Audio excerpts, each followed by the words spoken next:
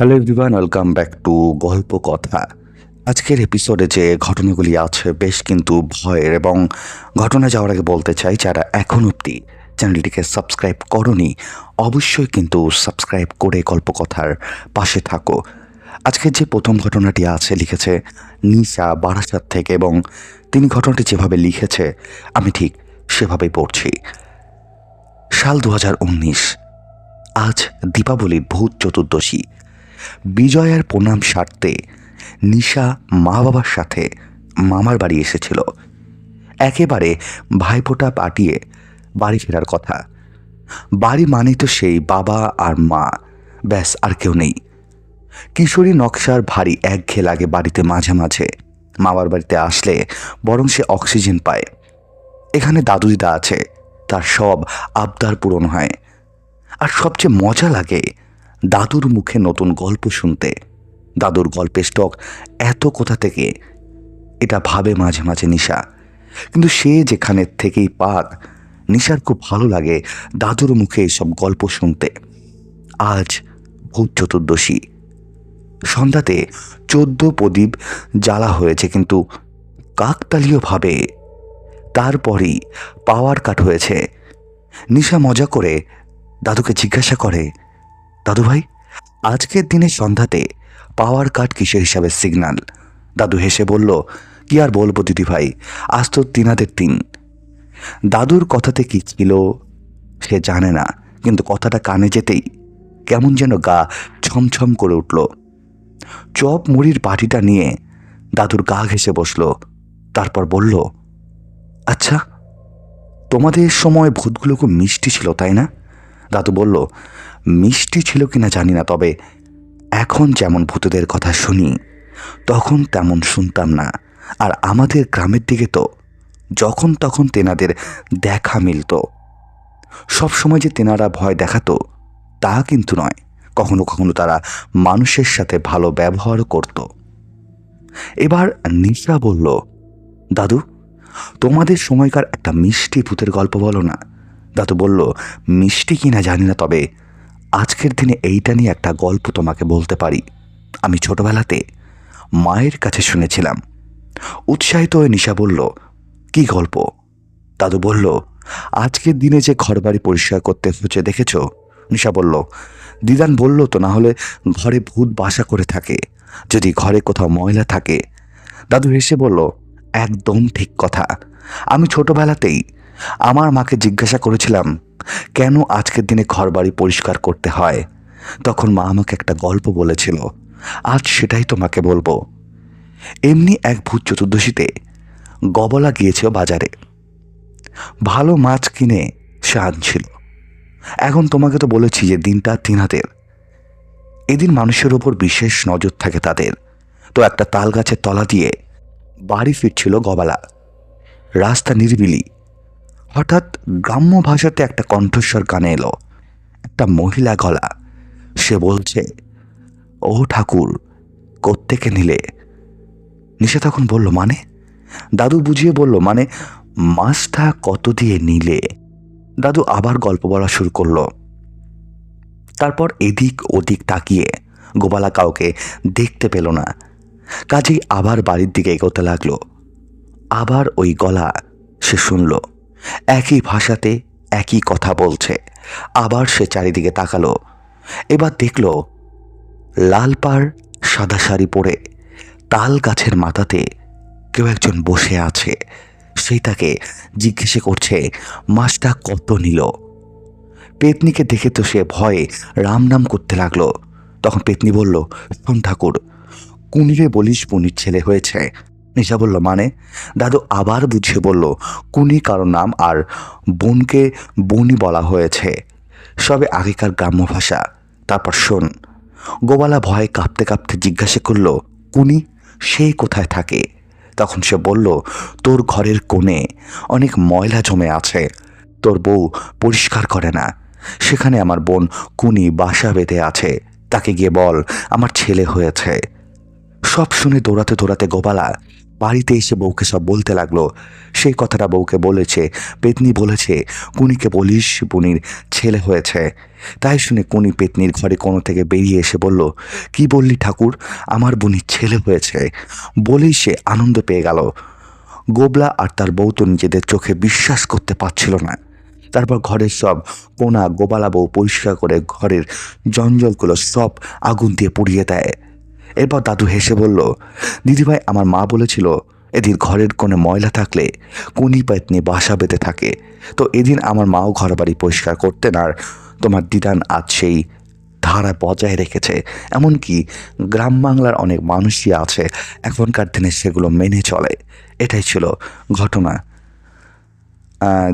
যাদের গ্রামে বাড়ি তারা অবশ্যই কমেন্ট করে জানাবে যে তাদের এখানে এরকম নিয়ম পালন করা হয় নাকি, এবং ঘটনাটা তোমাদের কেমন লাগলো অবশ্যই কিন্তু কমেন্ট করে জানিয়ে দাও। এবং যারা আজকে ফার্স্ট টাইম গল্পকথার ঘটনা শুনছো তাদেরকে বলবো ঘটনাগুলি কেমন লাগছে অবশ্যই কিন্তু কমেন্ট করে জানাতে ভুলো না। এবং সবথেকে বড় কথা, গল্পকথায় কিন্তু সবসময় একটা জিনিস আমরা বুঝতে পারি, ঘটনা অনেক দিন না আসলে ঘটনার রিচ অনেকটা কমে যায়, সেই ফলে অনেক সময় প্রবলেম হয়। আমি তাও বলবো যে তোমরা যে কজন ঘটনা শুনছো আমি তাদের জন্য ঘটনা পোস্ট করব। এবং তোমাদের যদি ভালো লাগে অবশ্যই লাইক করতে, কমেন্ট করতে ভুলো না, কারণ তোমরা যদি লাইক কমেন্ট না করো তাহলে ঘটনার রিচ কিন্তু অনেকটাই কমে যায়। তাই আমি তোমাদের রিকোয়েস্ট করছি লাইক কমেন্ট করে গল্পকথার পাশে থাকো। চলে যাব আজকের দ্বিতীয় ঘটনায়। আজকের দ্বিতীয় ঘটনাটাও কিন্তু বেশ ভয়ের, আশা করব তোমাদের বেশ ভয় লাগবে। আজকের যে দ্বিতীয় ঘটনাটি আছে সেটাও কিন্তু বেশ ভয়ের এবং তোমাদের বেশ ভয় লাগবে। চলে যাব আজকের দ্বিতীয় ঘটনায়। আজকের যে দ্বিতীয় ঘটনাটি আছে, যিনি লিখেছে তিনি ঘটনাটি যেভাবে লিখেছে আমি ঠিক সেভাবেই পড়ব। জাহিদ হাসান, বাংলাদেশ থেকে, এবং সে যেভাবে লিখেছে আমি ঠিক সেভাবেই পড়ছি। সাল 2015। আজ বলবো আমার সাথে ঘটে যাওয়া মর্গে লাশ রুমের ঘটনা। আমি বলছিলাম 2015 সালের কথা। তখন আমি বেকার ছিলাম, পরিবারের অনেক কথা শুনতে হতো। আমি অনেক জায়গায়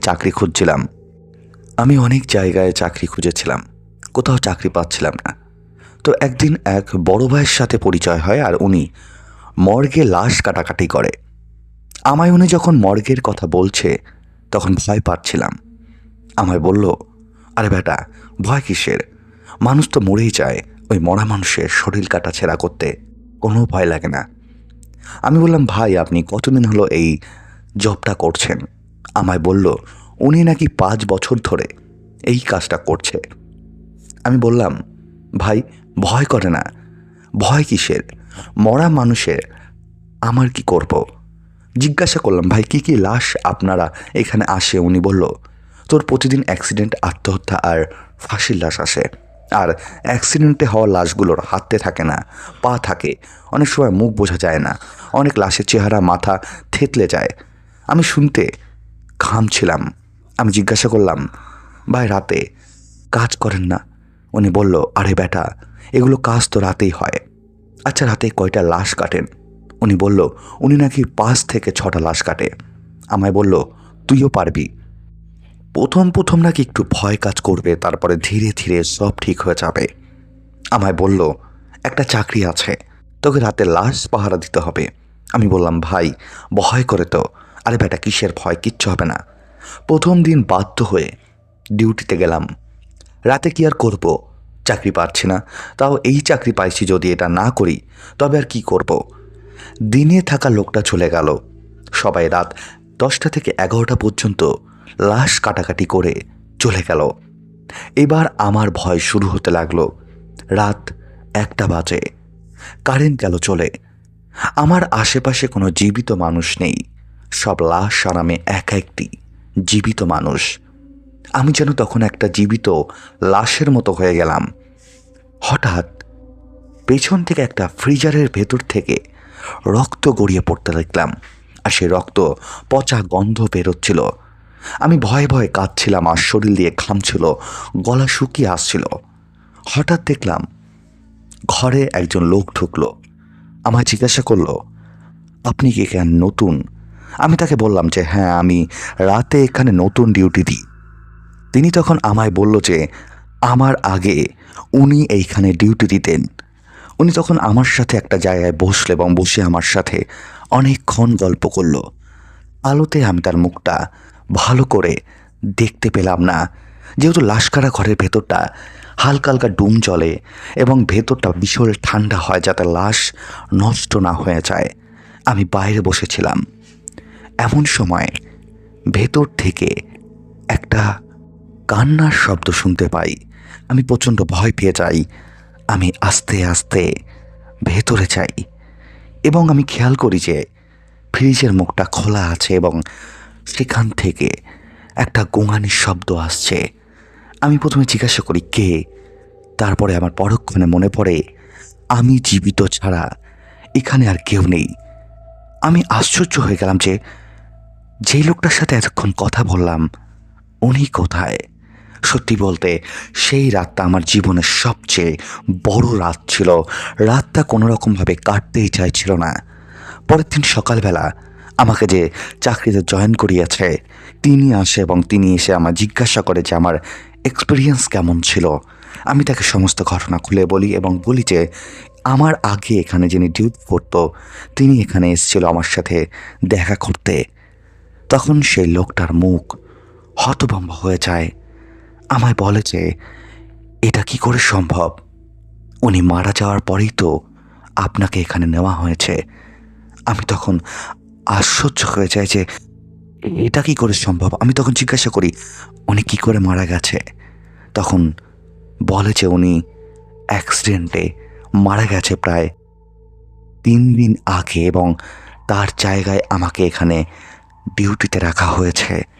এটা শোনার পরে আমি প্রচণ্ড ভয় পেয়ে যাই এবং আর সেখানে ডিউটিতে আসি না। এটাই ছিল ঘটনা। আজকের দ্বিতীয় ঘটনাটাও কিন্তু বেশ ভয়ের ছিল। তোমাদের কেমন লাগলো অবশ্যই কিন্তু কমেন্ট করে জানিয়ে দাও। এবং যারা আজকে ফার্স্ট টাইম গল্পকথার ঘটনা শুনছো তাদেরকে বলবো চ্যানেলটি সাবস্ক্রাইব করে গল্পকথার পাশে থাকো। এবং যারা আমাকে ঘটনা পাঠাতে চাও কি করতে হবে, ডিসক্রিপশন বক্সে একটু হোয়াটসঅ্যাপ নাম্বার দেওয়া আছে, তোমরা সেখানে আমাকে ঘটনা পাঠাতে পারো অথবা তোমরা আমাকে ইমেল আইডির মাধ্যমেও ঘটনা লিখতে পারো। এবং বলে রাখি গল্পকথা কিন্তু কোনো রকম কুসংস্কারকে প্রমোট করে না। আমরা ঘটনাগুলি শুধুমাত্র এন্টারটেন হিসেবেই নেই। আশা করব গল্পকথা পরিবারের যত সদস্যরা আছো তারাও কিন্তু ঘটনাগুলিকে শুধুমাত্র এন্টারটেনমেন্ট হিসেবেই গ্রহণ করবে। চলে যাব আজকের যে লাস্ট এবং তৃতীয় ঘটনাটি আছে সেটাই। তবে ঘটনা যাওয়ার আগে বলতে চাই আমাদের গল্পকথা পরিবারের যে রিচ আছে সেটা অনেকটাই কমে গেছে।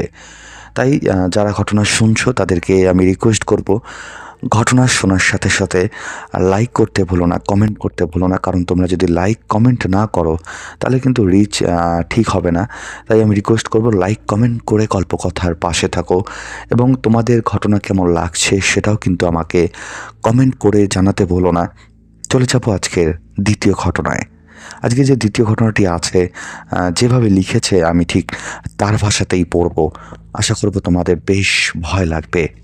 জি, ঘটনায় আজকে যিনি পাঠিয়েছে একই লোক পাঠিয়েছে, জাহিদ হাসান শরীফ বাংলাদেশ থেকে। যেভাবে লিখেছে আমি ঠিক সেভাবেই পড়ছি। আমি নদীতে মাছ ধরতে যাই প্রায়।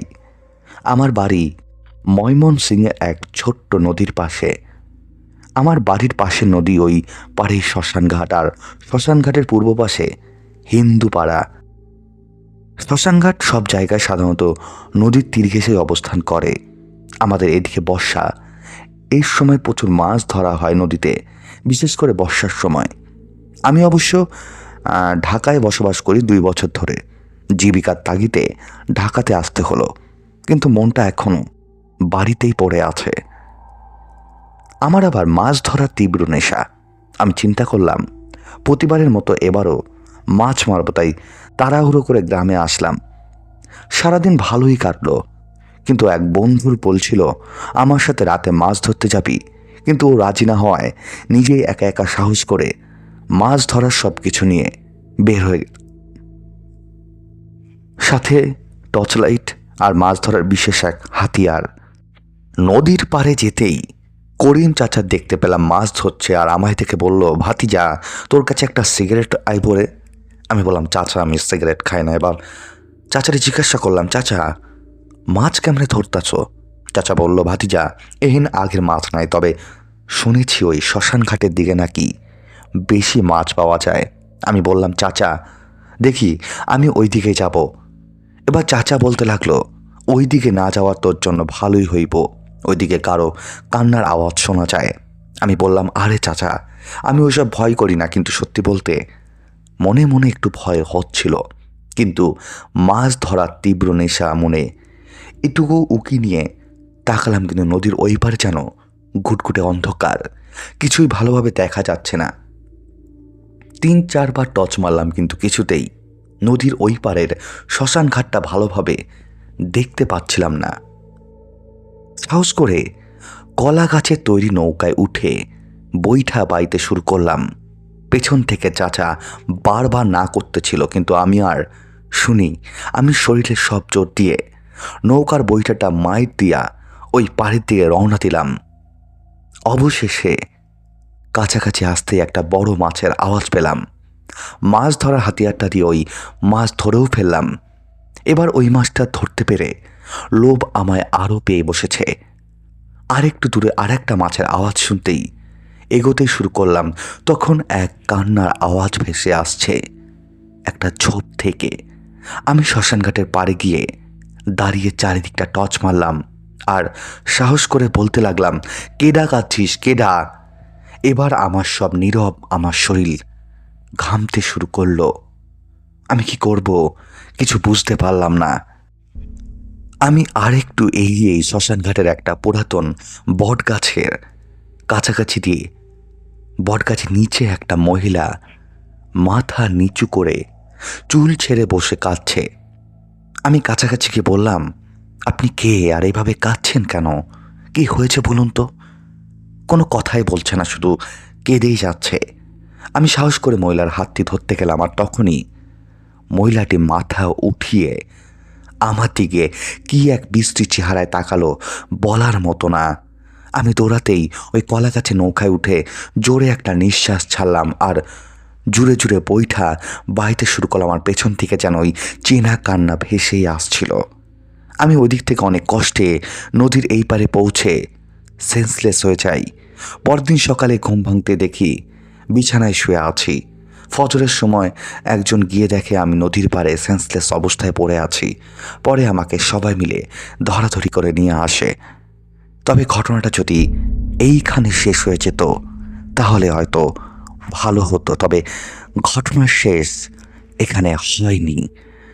এরপরে আমার প্রচুর শরীর খারাপ হয়, আমার গায়ে গুটি গুটিকে ওঠা শুরু করে। আমি বিছানা থেকে উঠতে পারছিলাম না। দিনের পর দিন আমার খাওয়া দাওয়া বন্ধ হয়ে যাচ্ছিল। আমার চেহারা প্রায় রোগা হয়ে গিয়েছিল। ঠিক মতো হাত পা নাড়াতে পারছিলাম না।